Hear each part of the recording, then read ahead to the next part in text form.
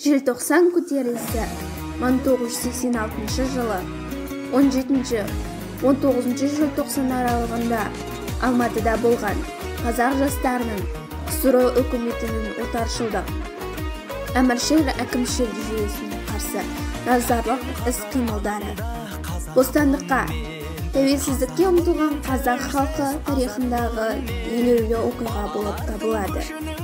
Желтоқсан көтерілісіне қол көпшіліктің қалаусымен қазақ ұлтшылдарының көтерілісі деген баға беріліп, көтеріліске қатысқан азаматтар қуғын сүргінге ұшырады.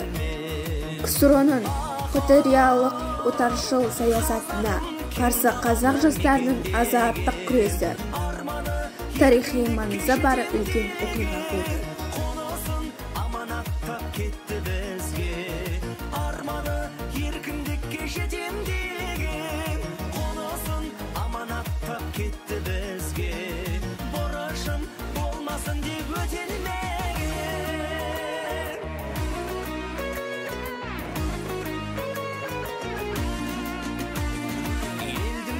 Көтерген ердің қонын түсірмейміз айтылған сертім бүгін. Желбіресін биікте көк туымыз, мәңгі болсын ұлтыма еркіндігім.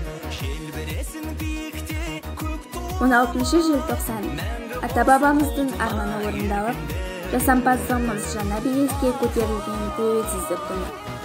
1991 жылы 16 желтоқсанда Қазақстан Республикасының тұңғыш президенті Нұрсұлтан Назарбаев қол қойған конституциялық заңнан бастау алған тәуелсіздігімізге биыл 30 жыл толды.